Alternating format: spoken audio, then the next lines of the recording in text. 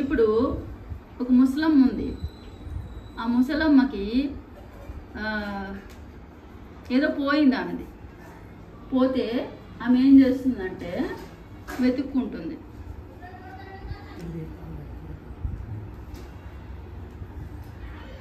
అక్కడ పడిపోయిందని ఆమె వెతుక్కుంటూ ఉందన్నమాట. సో అక్కడ ఓ నలుగురు వ్యక్తులు వస్తారు. ఓ నలుగురు వ్యక్తులు వచ్చి ఆమెను అడుగుతారు అన్నమాట.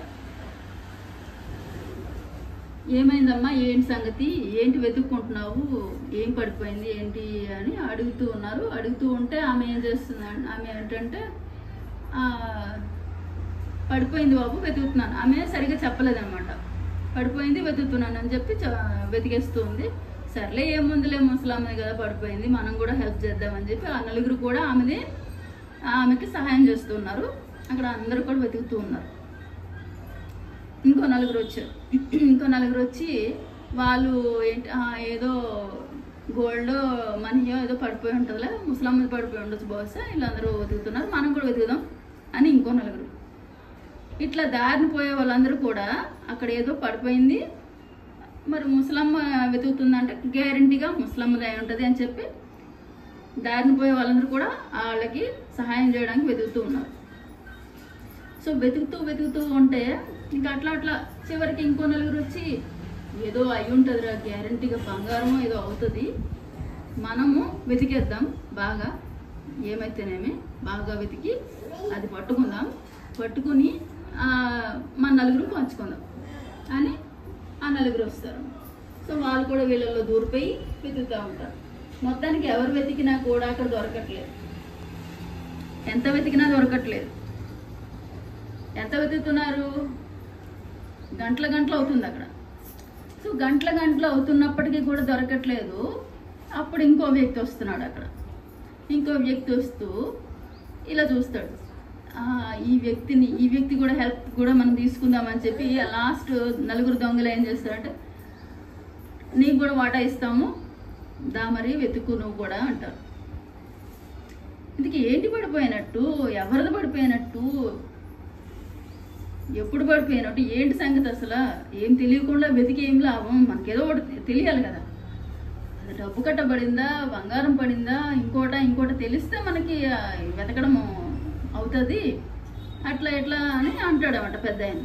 అంటే అప్పుడు ఏమో లేకపోతే వెతికితే ఏం పోయింది అట్లా. లేదు నేను వెతకను, నేను లేకుండా ఇప్పటికే మీరు పొద్దున్న నుంచి వెతుకుతూ ఉన్నారు, నేను ఎక్కడ అని చెప్పి అట్లా పెద్ద ఆయన వాళ్ళ దగ్గర దూరకుండా ఏం చేశాడంటే, ఇది ఎవరిది అని అడిగాడు. బహుశా అయితే ఆ ముసలమ్మది అవుతుందండి, మాకు డౌటు అన్నాడు. సరే అయితే ఎక్కడ ప్రాబ్లమో అక్కడ కదా వెళ్ళాలి. సో ఆ ముసలమ్మ దగ్గరికి వెళ్ళి అడిగాడు, అమ్మ ఇంతకీ ఏం పడిపోయింది, ఎక్కడ పడిపోయింది, ఈ క్లారిటీ కోసం ఆవిడ దగ్గరికి వెళ్ళాడు. సో ఆవిడ చెప్పిందనమాట, నాది పిన్నిస్ పడిపోయింది బాబు, పిన్నిస్ పడిపోయింది నాది. అవునా అని ఫస్ట్ వీళ్ళందరికీ బాగా బుద్ధి వచ్చేలాగా అది అని అందరినీ ఒకసారి చూశాడు. మీరు దీనికోసం ఎదుగుతున్నారా పిచ్చోళ్ళారా, పిన్నిస్ కోసం అని చూశాడు. నెక్స్ట్ సరే పిన్నిస్ పడిపోయింది, ఓకే, పిన్నిస్ అయినప్పటికి కూడా ఇంతమంది ఎదుగుతున్నారంటే గ్యారంటీకి దొరుకుతుంది, ఓకే, సరే అది ఎక్కడ పడిపోయిందని అడిగాడు. అగో బాబు అక్కడ మా గుడిసె ఉంది, ఆ గుడిసె దగ్గర పడిపోయింది. గుడిసె దగ్గర పడిపోతే నువ్వు ఇక్కడ ఎందుకు ఎదుగుతున్నావు అంటే, అక్కడ చీకటి ఉంది బాబు, ఇక్కడ వెలుగు ఉంది, అందుకని వెలుగు దగ్గర వెతుకుతూ ఉన్నాను అని చెప్పింది.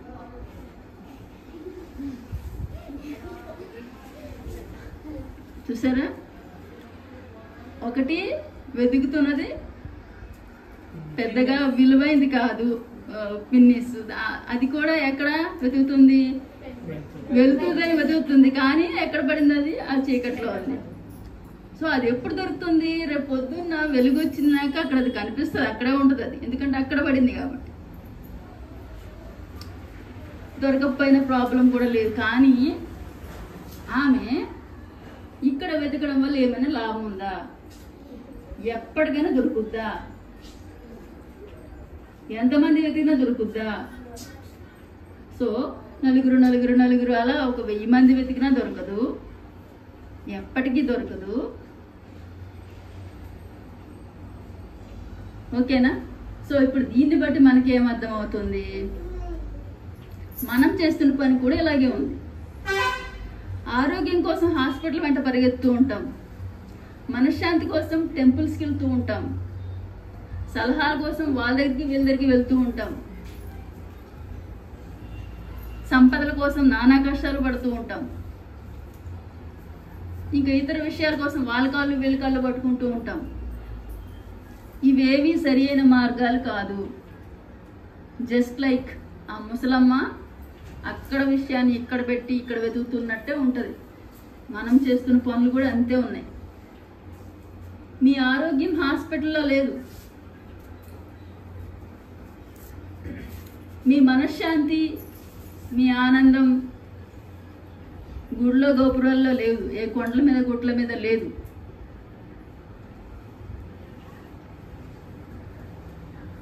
అలాగే మీ సలహాలు మీ ఇతర విషయాలు మీ చుట్టుపక్కల వాళ్ళ దగ్గర వీళ్ళ దగ్గర లేవు. మీ ఆనందాలు వాళ్ళతో వీళ్ళతో లేవు. సర్వము ఎక్కడున్నాయి? ఇవన్నీ మనం ఇప్పుడు ఎన్ని దగ్గరికి వెళ్తున్నామో 100 దగ్గరికి వెళ్తున్నాం. ఆరోగ్యం కోసం ఒక సైడు, ఆనందం కోసం ఒక సైడు, మనశ్శాంతి కోసం ఒక సైడు, సంపదల కోసం ఒక సైడు, చదువుల కోసం ఒక సైడు, ఇట్లా 100 వెళ్తున్నాం. మన 100 సమస్యలకి 100 పక్కలు వెళ్తున్నాం. కానీ 100 సైడ్లు లేవు, 100 పక్కలు వెళ్ళాల్సిన అవసరం లేదు, 100 మార్గాలు లేవు.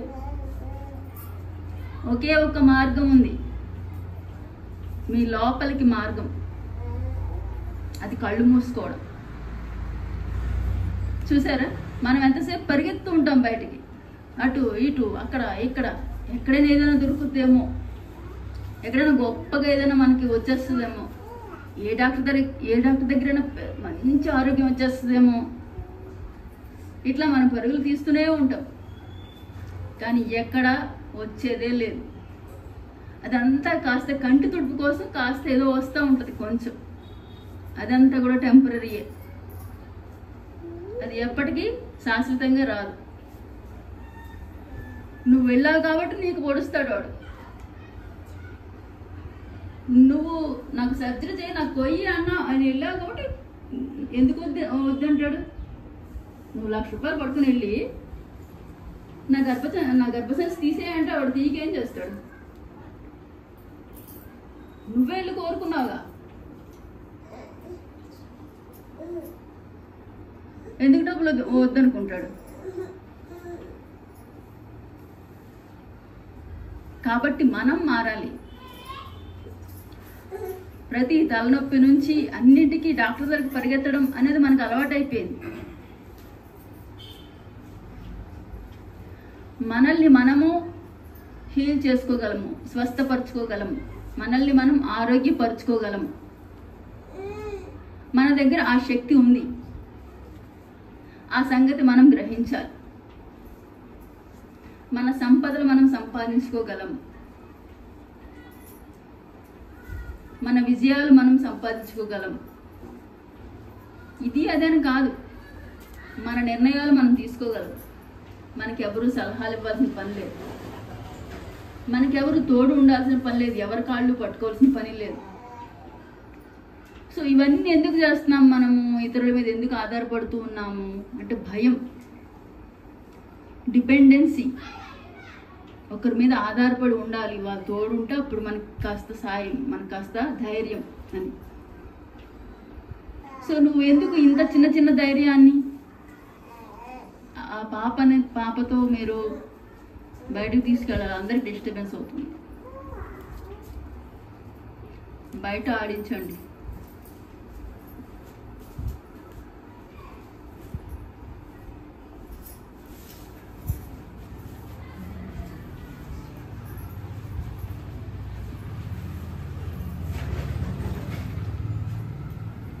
సో మీరు చిన్న చిన్న తోడులు, చిన్న చిన్న ఆరోగ్యానికి సహాయం చేసేవాళ్ళు, చిన్న చిన్న ఆనందానికి సహాయం చేసేవాళ్ళు, ఇలా చిన్న చిన్నదే చూసుకుంటున్నారు మీరు.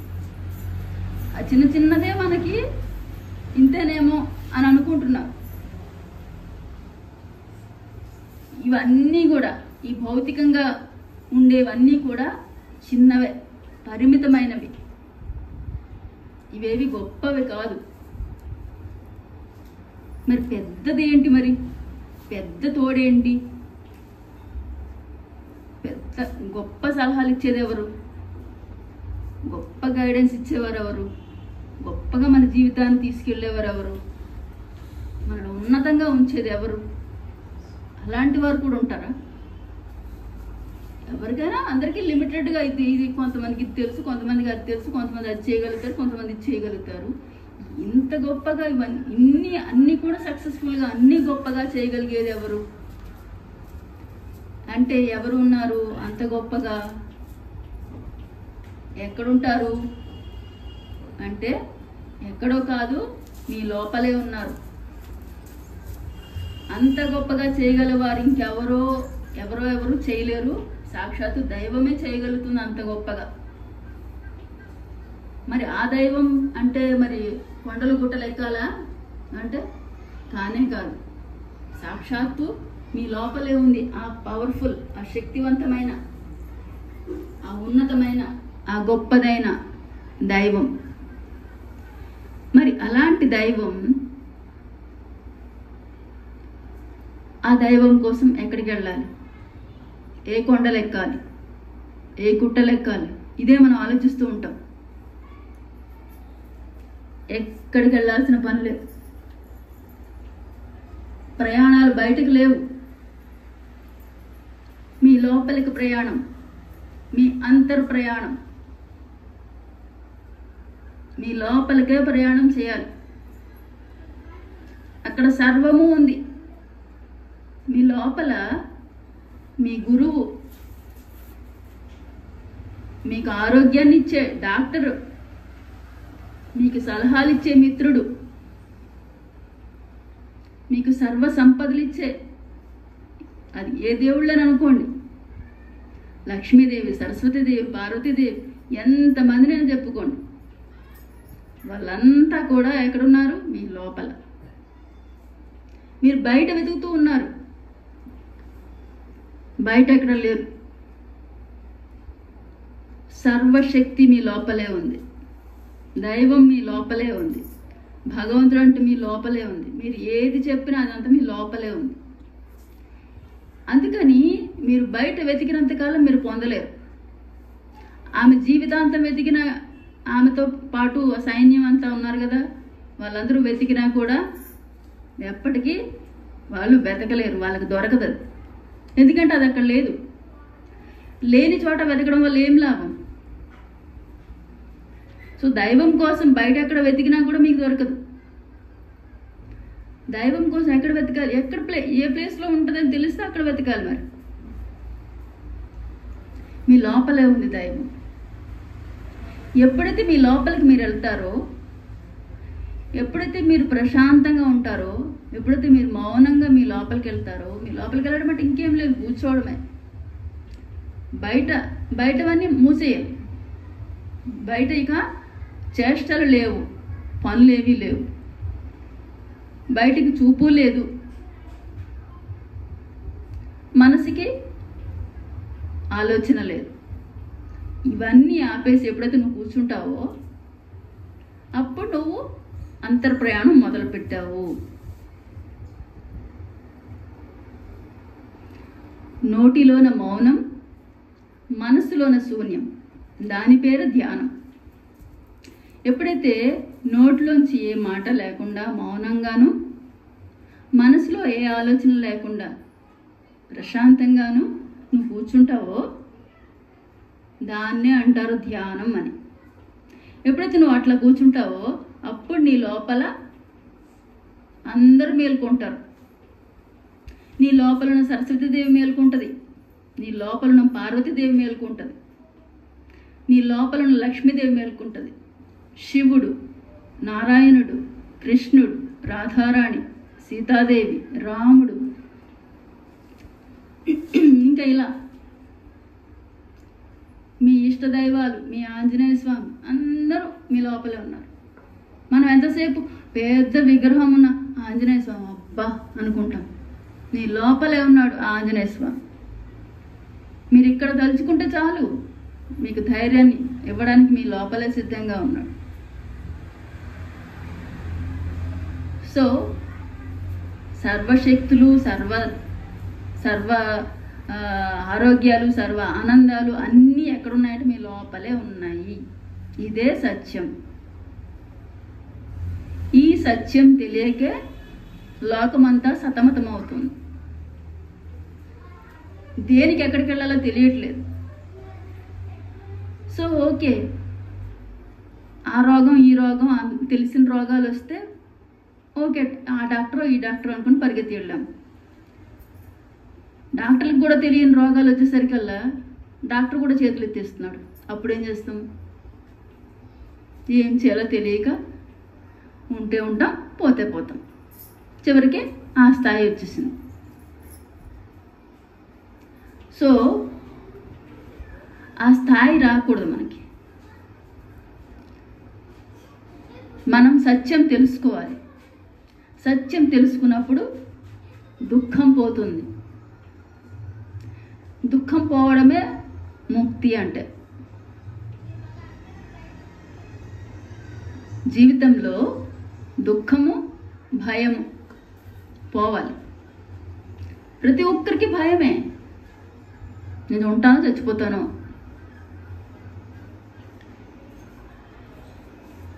సో ఈ భయంతోనే జీవితం అంతా గడుస్తూ ఉంటుంది. ప్రతి ఒక్కరికి దుఃఖం, ప్రతి విషయం తలుచుకుంటూ ఉంటారు. వాళ్ళు నాతో సరిగా ఉండరు, వీళ్ళు నాతో సరిగా ఉండరు, వాళ్ళ జీవితంలో అది లేదు, ఇది లేదు, వాళ్ళకున్నంత ఇది లేదు, ఎప్పుడు ఇదే ఉంది మనకి. సో వీటన్నిటి వల్ల ఏమొస్తుంది? దుఃఖం వస్తుంది. సో ఆ అజ్ఞానంలో ఉన్నప్పుడు ఈ దుఃఖం వస్తుంది, భయం వస్తుంది. కాబట్టి అక్కడ ముక్తి లేదు, మోక్షం లేదు. సో ముక్తి మోక్షం అంటే ఇంకేదో కాదు, దుఃఖము భయము పోవాలి. సత్యం తెలిసినప్పుడు దుఃఖము భయం పోతుంది. ఎట్లా పోతుంది? నేను ఈ భౌతిక దేహాన్ని ధరించాను అంతే తప్ప ఈ భౌతిక దేహమే నేను కాదు. నేను ఎలా అయితే ఈ వస్త్రాన్ని వదిలేస్తానో అదేవిధంగా నా యొక్క దేహాన్ని కూడా వదిలేస్తాను. ఇది సహజం. నేను ఈ వస్త్రాన్ని వదిలేసినా నేను ఉంటాను. సేమ్ నా దేహాన్ని వదిలేసినా కూడా నేను ఉంటాను. అంటే దాని అర్థం ఏంటి? నేను ఎప్పటికీ ఉంటాను. నేను చచ్చినా చావను. ఓకే, అంటే ఈ శారీ లేదు అంటే నేను లేనా? ఉన్నాను. అలాగే ఈ దేహం లేదు అంటే నేను లేనా? అంటే అప్పుడు కూడా ఉన్నాను. నేను ఈ వస్త్రాన్ని ఎట్లయితే వదిలేసినా ఉంటానో అలాగే ఈ దేహాన్ని వదిలేసినా కూడా నేను ఉంటాను. నేను శాశ్వతం, నేను ఎప్పటికీ ఉంటాను. నేను ఈ దేహాన్ని ధరించాను ఈ స్త్రీగా. ఇప్పుడు గత జన్మలో నేను పురుషుడిగా జన్మించాను. అంతకుముందు మళ్ళీ ఒక రాణిగా జన్మించాను. అంతకుముందు ఇంకా ఇంకోటి. మొత్తానికి నేను పలు రకాలుగా జీవిస్తున్నాను. అంటే నాకు ఎప్పుడు చావు లేదు. చనిపోతున్నాం అనుకుంటున్నాం. అంటే ఇప్పుడు ఈ డ్రెస్ మార్చడం అంటే చనిపోవడమా? మార్చుకుంటున్నాం. ఇంకా ఇది నాకు ఇష్టం లేదు, చాలు అనిపించింది, సో నేను డ్రెస్ చేంజ్ చేసేస్తున్నాను. అలాగే ఈ దేహం చాలు అనిపించింది, ఇంకా ఇది వద్దులే, వేరేది మార్చేసుకుందాం అనిపించింది, చేంజ్ చేసేస్తాం.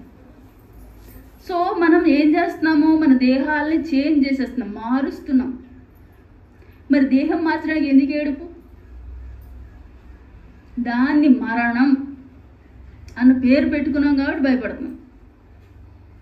మరణం కాదది, మనం మారుతున్నాం, మన జీవితాన్ని జన్మని మార్చుకుంటున్నాం. ఓకే, స్త్రీగా ఈ జీవితాన్ని ఇలా ఇంతవరకు బాగానే తీసుకొచ్చాను, లాక్కొచ్చాను, కుటుంబాన్ని నా వరకు నేను చూసుకున్నాను, బాధ్యతలు బాగానే చేసుకున్నాను అని మొత్తానికి చివరాఖరికి ఒక సాటిస్ఫాక్షన్ వచ్చి ఇంక చాలే, ఇంతకన్నా మన వల్ల కాదు అని చెప్పి ఎప్పుడైతే ఇక్కడ డిసైడ్ అయిపోతామో మనము చాలీగా వెకెట్ చేసేద్దాం ఈ బాడీని అని చెప్పి మనం వెళ్ళిపోతాం. చాలా క్యాజువల్గా సహజంగా వెళ్ళిపోతాం. వెళ్ళిపోయిన వాళ్ళందరూ కూడా చాలా హాయిగా వెళ్ళిపోతారు. ఈ కింద తెలియని వాళ్ళందరూ కూడా ఏడుస్తూ ఉంటారు, అయ్యో ఎక్కడికో వెళ్ళిపోయింది. సో ఒకరు మన కుటుంబంలోంచి ఇక్కడ నుంచి అమెరికా వెళ్ళిపోతున్నారు, ఏడుస్తామేంటి? ఏడవడం అంటే పిచ్చితనమే కదా.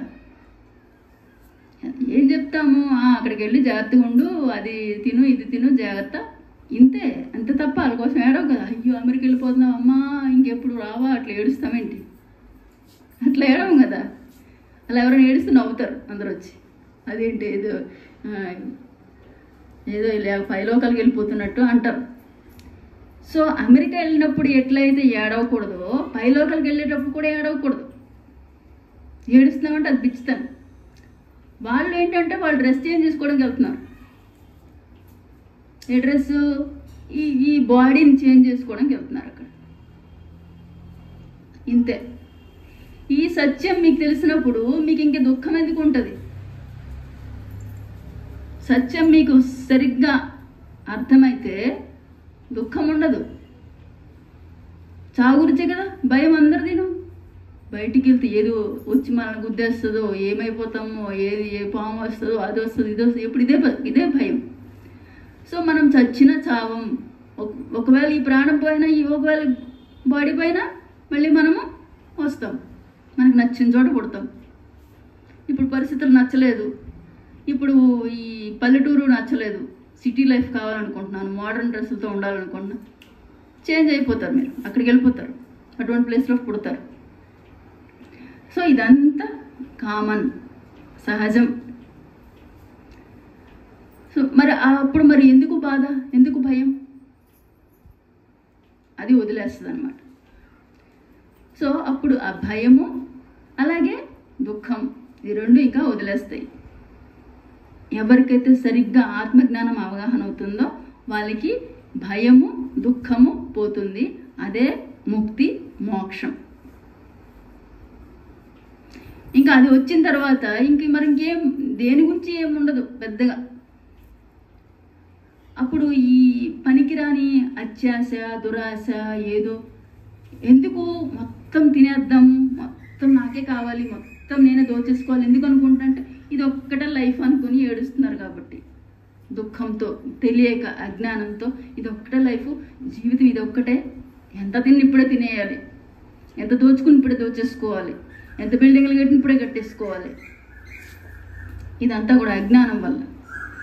తనకి సత్యం తెలిస్తే ఇప్పుడు ఈ బిల్డింగ్ ఉంటుంది, నాకు తర్వాత కావాలంటే పెద్ద బంగ్లా కడతా వచ్చే జన్మలో అని ఎప్పుడైతే వీడికి ఉందో, సత్యం తెలిసిందో, అప్పుడు వాడు దిగులు పడ్డు. ఆ అవతల పెద్ద బిల్డింగ్ చూసి అబ్బా అని అనుకోడు. ఇంకా ఇంతకు 100 రెట్లు నెక్స్ట్ జన్మలో కడతా, ఈ జన్మలో నాకు ఇష్టం లేదు, చాలు నాకు. ఎందుకంటే ఉంది నెక్స్ట్ నీ ఇష్టం, నువ్వు ఎప్పటికుంటావు, 1,00,000 కోటి సంవత్సరాలు అనే సంబంధం లేదు. దాన్ని మించి నువ్వు అనంతం, ఇంకా నీకు చావంటూ లేదు.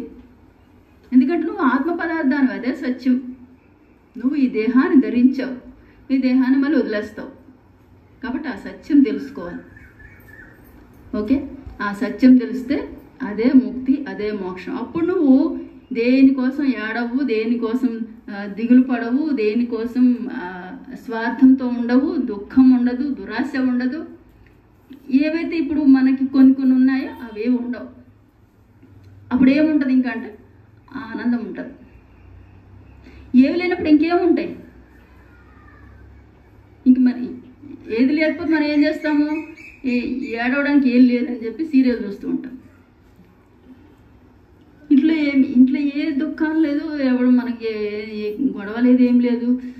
ఇంట్లో ఏం చేద్దాం మరి, సరే మరి వాళ్ళ గొడవనే చూద్దామని చెప్పి సీరియల్ పెట్టుకొని వాళ్ళ ఏడుపును మన ఏడుపుగా చేసుకొని వాళ్ళకన్నా ఎక్కువ మనం ఏడుస్తూ ఉంటాం. అంటే మొత్తానికి ఏడవాలి, మనకి అది సరదా. ఏడవడం చాలా ఇష్టం. ఏడుపు సినిమా పెడితే అబ్బా, నవ్వు లేదో సరదాగా ఉన్నదనుకో మనకు నచ్చదు. ఏం సినిమా అది, ఏం తీసాడు అది, పాపం వాడు ఎంతో కష్టపడి కోట్లు పెట్టి చక్కగా ఎంతో తీస్తాడు, నచ్చదు మనకి. మంచిగా బాగా ఏడిపించే సినిమా ఏదైనా ఉంటుంది, ఎంత బాగుంది అది, బాగా నచ్చుతుంది. ఏడవాలి బాగా, మనకి అలవాటు అయిపోయింది పుట్టిన దగ్గర నుంచి ఏడవడం. ఏడుపు కాదు, దుఃఖం నుంచి బయటపడండి, భయం నుంచి బయటపడండి. అదే ముక్తి, అదే మోక్షం. ఎప్పుడైతే అలాంటి ముక్తి, అలాంటి మోక్షం మీ జీవితంలో వచ్చిందో ఇంకా మీరు కూర్చోలేరు. మరి ఏం చేస్తారు? పడుకుంటామా? పడుకోవడం కూర్చోవడం కాదు, ఎగురుతారు. ఇంకా ఎగరడమే ఉంటుంది. ఇంకా మీకు ఇంకా అట్లా కూర్చుని ఏడవడాలు, సీరియల్ చూసుకుంటూ అయ్యో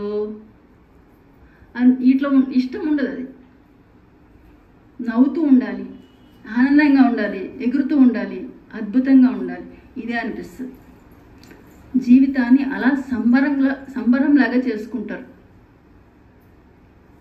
అలా మా జీవితాన్ని మేము సంబరంలాగా చేసుకున్నాము. 14 ఏళ్ల కిందట మేము మా పిల్లలు ధ్యానంలోకి వచ్చాము. ఆ రోజు నుంచి మేము ధ్యానులుగా శాకాహారులుగా మారిపోయాము. మా కుటుంబం ధ్యాన కుటుంబంగా శాకాహార కుటుంబంగా మారిపోయింది. మరి ఆ 14 ఏళ్ళ నుంచి మా జీవితంలో no doctor, no tablet. So ఎప్పుడైతే అలా ఇంకా జీవితం అంత అద్భుతంగా మారిపోయిందో ఇంకేం చేయాలి? ఇంకా సంబరం చేసుకోవాలి. సో అలా సంబరం చేసుకుంటూనే ఉన్నాం. మేము దేని గురించి భయపడం. మాకు తలనొప్పి వచ్చేసరికి ఓ పరిగెత్తాలి డాక్టర్ దగ్గరికి, జ్వరం వచ్చేసరికి ఓ పరిగెత్తాలి, ఇట్లా మేము అనుకోం. వస్తుంది, సహజం అది. ఈ ప్రకృతిలో ఎలా అయితే మార్పులు వస్తూ ఉంటాయి, మనలో కూడా మార్పులు వస్తూ ఉంటాయి. ఒక చెట్టు చూడండి, మొత్తం ఆకులు మొత్తం రాలిపోతుంది.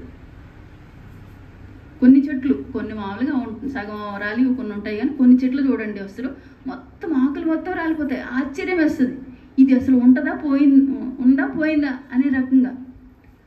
అదే చెట్టుని జస్ట్ కొద్ది రోజులే అది ఎంత ఫాస్ట్గా అందుకుంటుందో మరి, కానీ కొద్ది రోజులు చూసేది మొత్తం చిగురులతో అసలు అద్భుతం.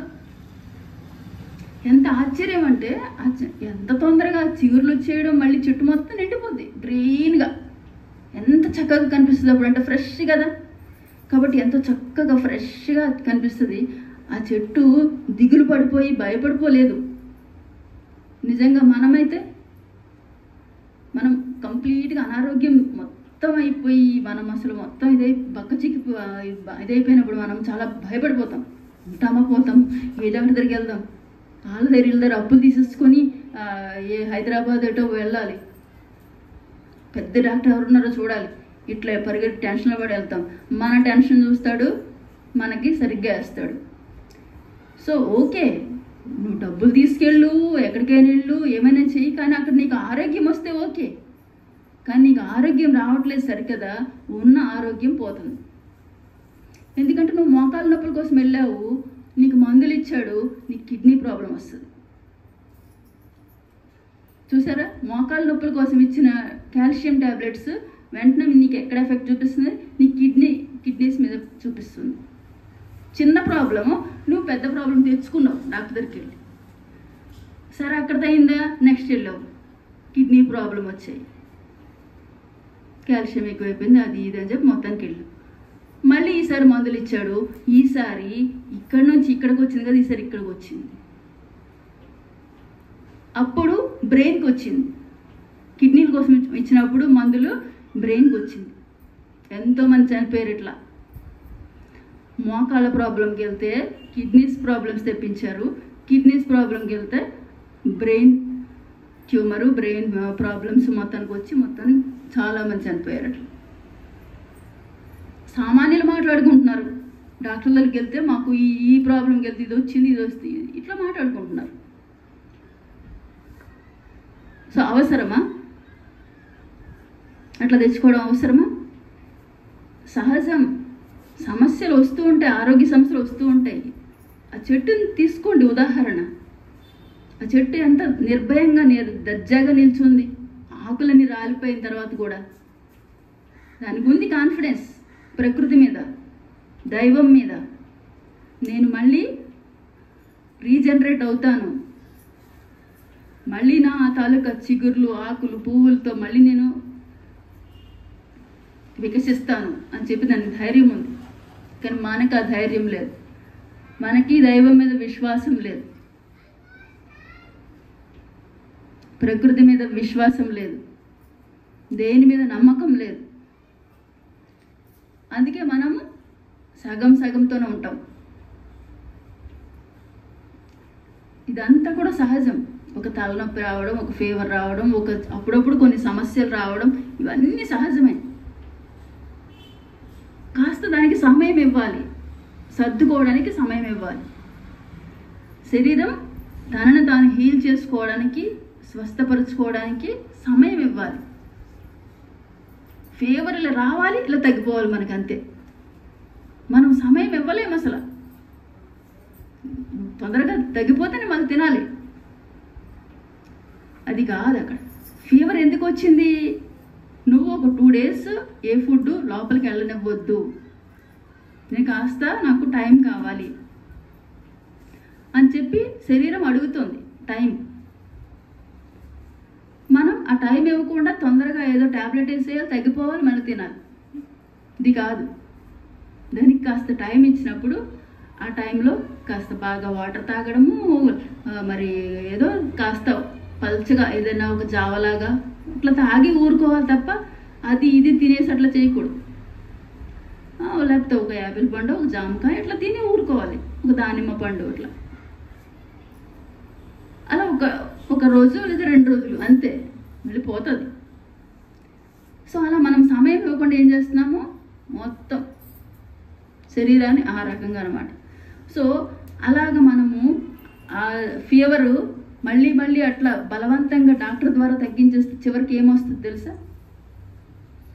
జాండీస్ వస్తుంది. జాండీస్ అంటే కామెర్లు, పచ్చ కామెర్లు అంటారు కదా, చాలా డేంజర్ అది. పచ్చ కామెర్లు అంటే అది లివర్ ప్రాబ్లం వచ్చేస్తుంది. ఎందుకు అట్లా వచ్చేస్తుంది అది అంటే, నీకు ఫీవర్ ఎందుకు వస్తుంది?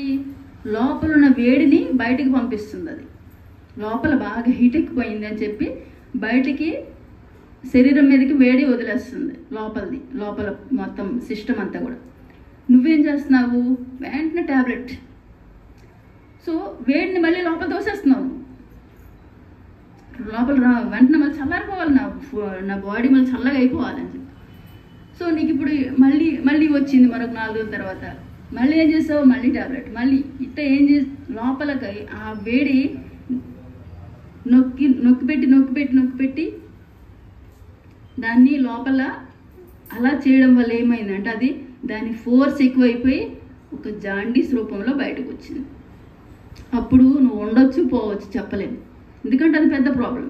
ఫీవర్ అనేది చిన్న విషయాన్ని నువ్వు నిర్లక్ష్యం చేసావు, సరిగ్గా దాన్ని డీల్ చేయలేదు కాబట్టి నీకు పెద్ద ప్రాబ్లం వస్తుంది. సో ఇది మనం అర్థం చేసుకోవాలి. ఓకే, కాబట్టి చిన్న విషయాలకి ఇలా డాక్టర్ దగ్గర పరిగెత్తి అది చేసి ఇలా కాకుండా నేచర్ని వాడుకోండి. ఒక ఫీవర్ వచ్చింది అనుకోండి, చిన్న విషయం అది. ఒక 7 తులసాకులు 7 మిరియాలు మిక్స్ చేసుకొని తాగేయడమే పొద్దున పరగడుపున. ఆ జ్వరం ఇంకా కంటిన్యూషన్ ఉందనుకోండి, కొంచెం అది పెద్ద జ్వరం అనుకోండి, పెద్ద రకం అనుకోండి, 3-4 రోజులు కంటిన్యూ చేయొచ్చు. చిన్న జ్వరాలు అయితే ఒక్కసారి వేసుకుంటే చాలు, కాసేపట్లోనే మొత్తం తగ్గిపోతుంది. అంత పవర్ఫుల్ మెడిసిన్ అది. నేచర్, ప్రకృతి మనకి ఇచ్చింది, ఎన్నో ఇచ్చింది. అలా మా పిల్లలు ఎంత ఉన్నప్పుడు మేము ఈ మెడిసినే వాడేవాళ్ళం. జ్వరం వచ్చింది అంటే చాలు ఒక 7 తులసాకులు 7 మిరియాలు, మళ్ళీ స్కూల్కి వెళ్ళిపోయేవాళ్ళు. ఏ రోజు కూడా జ్వరం అని చెప్పి వాళ్ళు ఇంట్లో ఉండలేదు. ఆ రకంగానే మా జీవితం గడిచింది. ఇప్పుడు మా పిల్లలు ఇప్పుడు కాలేజ్ స్టడీస్ అయ్యి ఇప్పుడు గ్రూప్ 1 ఈ ఎగ్జామ్స్ కోసం ప్రిపేర్ అవుతున్నారు. సో ఆ రకంగా మా పిల్లలు ఒక బాబు 6th క్లాస్ ఉన్నప్పుడు, పాప 4th క్లాస్ ఉన్నప్పుడు వాళ్ళు అప్పుడు ఆ చిన్న టైంలో మేము మెడిటేషన్లోకి వచ్చాము. ఆ రకంగా ఏదైతే మేము తెలుసుకున్నామో సత్యాన్ని, ఆ సత్యంలోనే మేము 100% జీవిస్తున్నాము. కాబట్టి మా జీవితం హాయిగా ఉంది, ఆనందంగా ఉంది. అదే అందరి జీవితాల్లో కూడా ఉండాలి. అందరి జీవితాలు కూడా అలా ఆనందంగా హాయిగా గడపాలి. అదే మా తల్లికి లక్ష్యం. ఆ లక్ష్యంగా మేము ఈరోజు మీ దగ్గరికి వచ్చాము. ఓకే,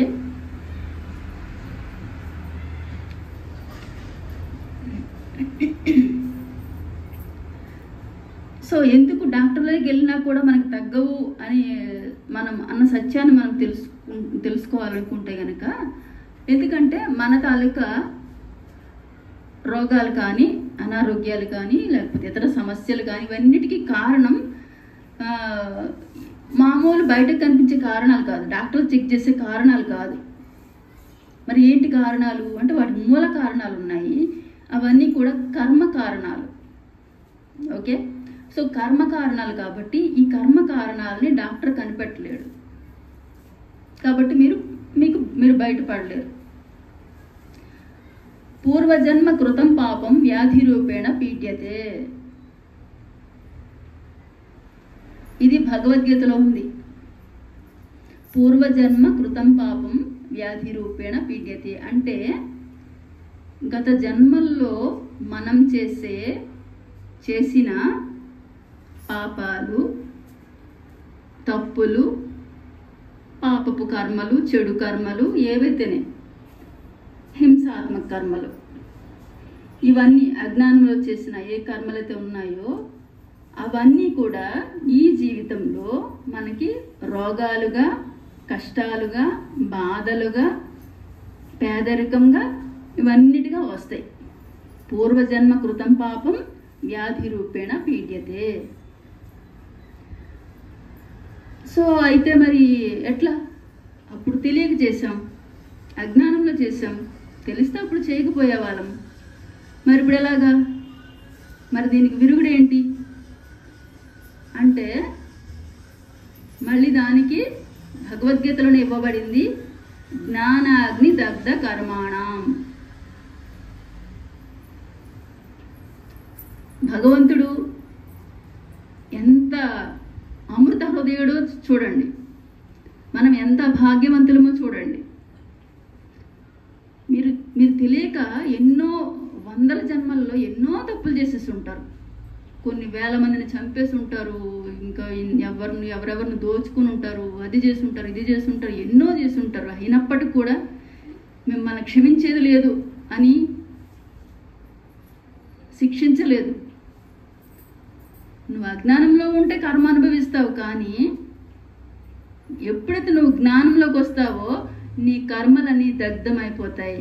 జ్ఞానం అనే అగ్ని ఎప్పుడైతే నీ జీవితంలోకి వచ్చిందో నీ కర్మలు, సర్వకర్మలు, వేలవ్వని కోట్లవ్వని సర్వకర్మలు కూడా దగ్ధమైపోతాయి. జ్ఞానాగ్ని దగ్ధ కర్మాణం. మరి అది ఇది ఆ కర్మ ఈ కర్మ అని లేదు. ఇక సర్వకర్మలు. ఎంత అదృష్టం, ఎంత భాగ్యం. నువ్వు తెలియక ఎన్నెలు చేసి ఉండొచ్చు, అప్పుడు పెద్ద యుద్ధం చేసి ఉండొచ్చు, వేల మందిని చంపేసి ఉండొచ్చు, ఏమైనా కావచ్చు. ఎందుకంటే ఎన్నో జన్మలు, ఒక జన్మలో సైనికుడిగా ఉంటావు, ఇంకో జన్మలో ఇంకో రకంగా ఉంటావు, ఇంకో జన్మలో ఎన్నో చేస్తావు. ఎన్ని చేసినప్పటికి కూడా నీ కర్మలన్నీ ఇలా ఒక్క క్షణంలో మొత్తం దగ్ధమైపోవచ్చు. సింపుల్. నీ జీవితంలోకి ఎప్పుడైతే ఆత్మజ్ఞానం వచ్చిందో అప్పుడు నీ కర్మలన్నీ దగ్ధమైపోతాయి. కాబట్టి ఆ ఆత్మజ్ఞానం నీ లోపలికి వచ్చే వరకు, అనుభవపూర్వకంగా వచ్చే వరకు, అంటే నీకు ఇప్పుడు తెలిసింది, నువ్వు సాధన చేయాలి. సాధన చేసినప్పుడు అనుభవపూర్వకంగా నీకు జ్ఞానోదయం అవుతుంది. అప్పుడు నీ సర్వకర్మలు కూడా దగ్ధమైపోతాయి.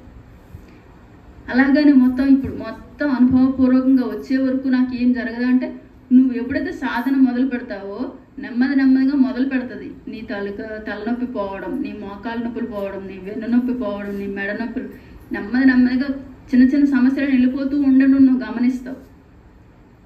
నీ లోపలికి ఒక ప్రశాంతత రావడం నువ్వు గమనిస్తావు. నీ జీవితంలో మార్పులు నువ్వు గమనిస్తావు. ఇంతకుముందు కన్నా నాకు బాగుంది, ఇంతకుముందు కన్నా హాయిగా ఉన్నాను, ఇంతకుముందు కన్నా అన్నీ బాగున్నాయి, ఇంతకుముందు కన్నా పిల్లలు అల్లరి చేయకుండా ఉంటున్నారు, ఇంతకుముందు కన్నా అనేది నీకు వస్తుంది నీ జీవితంలో, నువ్వు సరిగ్గా ఫాలో అయితే కనుక. కాబట్టి చక్కగా మీ జీవితంలోకి వచ్చింది, దీన్ని చక్కగా ఉపయోగించుకోండి. మళ్ళీ ఇది మీ జీవితంలోకి ఉత్తినే వచ్చింది అనుకోవద్దు, పొరపాటున వచ్చేసింది అనుకోకండి. ఏ ఒక్కరికి కూడా పొరపాటుగా ఆత్మజ్ఞానం రాదు. మీరు ఎన్నో జన్మల్లో ఉన్నత కర్మలు, మంచి కర్మలు చేశారు, పుణ్యాలు చేశారు, మంచి పనులు చేశారు, ఇతరులకు సేవ చేశారు, గొప్ప పనులని చేశారు. కాబట్టి ఈ జన్మలో మీకు ధ్యానం మీ జీవితంలోకి వచ్చింది. సో మీరందరూ ఎంతో భాగ్యవంతులు. మరి ఈ భాగ్యవంతులందరికీ కూడా ఒకసారి గట్టిగా క్లాప్స్.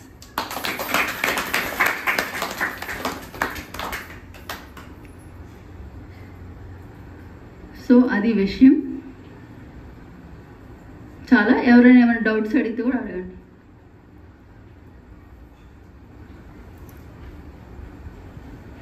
అడుగుతారా?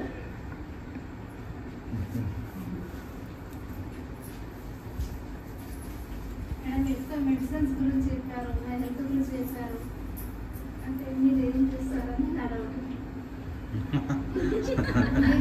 ఎక్కువ షాపింగ్ అంటే ఆరోగ్యమే. ఎందుకంటే సాధారణంగా అందరూ కూడా ఫస్ట్ ఏదన్నా కొత్తగా తెలుసుకోవాలి, కొత్తగా ఒక ధ్యానం నేర్చుకోవాలి ఏదన్నా అంటే ఫస్ట్ వాళ్ళ ఆరోగ్యం గురించి ఆలోచిస్తారు అన్నమాట. అందుకే ఏంటంటే ఆరోగ్యం అనే దాని మీద మనం ఎప్పుడు ఎక్కువ మాట్లాడుతూ ఉంటాం. నా పేరు కమలకుమారి, నేను ఒక గృహిణి, హౌస్ వైఫ్. నేనేమి డాక్టర్లకు సంబంధించో లేకపోతే దీనికి కాదు. సో నేను మామూలు సాధారణమైన గృహిణినే. మరి మా వారు ఈయన అప్పలనాయుడు గారు, ఈయన BEd college principal, Induru BEd college principal, Achanpalli Bodhan. అలాగే మా పిల్లలు అవినాష్, మౌనిక. సో వాళ్ళు ఇప్పుడు అబ్బాయి పీజీ అయిపోయింది, అమ్మాయి పీజీ చేస్తుంది. సో వాళ్ళిద్దరూ ఇప్పుడు గ్రూప్స్కి ప్రిపేర్ అవుతూ ఉన్నారు. ఇప్పుడు గ్రూప్ 1 ఉంది వారం రోజులు కూడా లేదు, 4 రోజులు ఉంది, సండే. సో ఈ మా నలుగురం కూడా మెడిటేషన్లోకి ఒక 14 ఏళ్ళ కిందట వచ్చాం కదా. సో రావడానికి ఫస్ట్ కారణం ఏంటంటే హెల్త్ ప్రాబ్లం ఏంటంటే మా అబ్బాయికి ఆస్తమా ఉండేది. సో ఆస్తమా ఉంటే మేము రకరకాల డాక్టర్ దగ్గరికి వెళ్తూ ఉండేవాళ్ళం. ఏ డాక్టర్ దగ్గరికి వెళ్ళినా సరే మాకు సంపూర్ణమైనది రాలేదు. ప్రతి దగ్గర కూడా టెంపరీనే, ఏ డాక్టర్ కూడా మాకు సంపూర్ణమైనది ఇవ్వలేదు. సో మళ్ళీ అదే ప్రాబ్లం కంటిన్యూషనే, హోమియోపతి, అలోపతి ఇవంతా ఉంది. సో చివరికి మాకు ఏమనిపించిందంటే అసలు డాక్టర్ లేకుండా, మన జీవితంలో డాక్టర్ లేకుండా మనం చేయాలి ఏదైనా. మరి డాక్టర్ కాకుండా ఏదైనా సొల్యూషన్ దొరకాలి మనకి. ఇట్లా మేము ఫస్ట్ అది అన్వేషించాం అన్నమాట. ఆ అన్వేషణలో ఫస్ట్ ఆయుర్వేదం వచ్చింది, ప్రకృతి వైద్యం వచ్చింది, అట్లా వచ్చాయి. కానీ వాటిలో కూడా సాటిస్ఫాక్షన్ రాలేదు. చివరికి అల్టిమేట్ది వచ్చింది, అది ధ్యానం వచ్చింది. సో ఎప్పుడైతే ధ్యానం వచ్చిందో అప్పుడు మాకు శాశ్వత పరిష్కారం వచ్చింది. సో శాశ్వత పరిష్కారం అంటే తను బాగా ధ్యానం చేశాడు, తన యొక్క గత జన్మలు చూసుకున్నాడు. గత జన్మలలో తాను చేసిన కొన్ని విషయాల వల్ల ఈ జన్మలో ఆస్తమా వచ్చింది, అంతే తప్ప షుగర్ ఫ్యాక్టరీ వల్ల కాదు. మనము భౌతికంగా చూస్తాం, బోధనలో షుగర్ ఫ్యాక్టరీ ఉంది కాబట్టి వచ్చిందని. అప్పుడు ధ్యానంకు ముందు, ధ్యానం తర్వాత మనం సత్యం తెలుసుకుంటాం. ఏంటి సత్యం అంటే గత జన్మలో తాను చేసిన కొన్ని కర్మలు. అంటే ఇప్పుడు అంతా ఎక్స్ప్లెయిన్ చేయలేను. సో ఇంకోసారి ఎప్పుడైనా మీకు చెప్పినప్పుడు తన విషయాలని చెప్తాను. సో తన తాలూకా గత జన్మ చూసుకున్నప్పుడు అప్పుడు తాను సత్యం తెలుసుకున్నాడు. ఎప్పుడైతే దానికి సంబంధించిన జ్ఞానం వచ్చిందో కర్మ పోయింది. జ్ఞానాగ్ని దగ్ధ కర్మాణ. సో తాను సత్యం తెలుసుకున్నాడు, తన గత జన్మలో ఏం చేశాడో సత్యం తెలుసుకోవడం ఈ కర్మ దగ్ధమైపోయింది. సో తన ప్రాబ్లం పోయింది. సో ఆ రకంగా మేము ఎక్కువ డాక్టర్స్కి ఎందుకు కనెక్టెడ్ అంటే, ఎవరూ మళ్ళీ డాక్టర్ దగ్గరికి వెళ్ళి బాధలు పడకండి, మేము డాక్టర్ల నుంచి బయటపడ్డాం. అందుకని నేను పదే పదే ఏం చెప్తాను, మా జీవితంలో no doctor, no medicine, only meditation, only vegetarian food. ఇది మా లైఫ్లో 100% జరిగిందనమాట. అది మేము గత 14 yearsగా మా ఫ్యామిలీ నలుగురం కూడా ఇదే ఫాలో అవుతున్నాము. సో అది అందరికీ సాధ్యమే అని చెప్పడం మా ఉద్దేశం. ఓకే.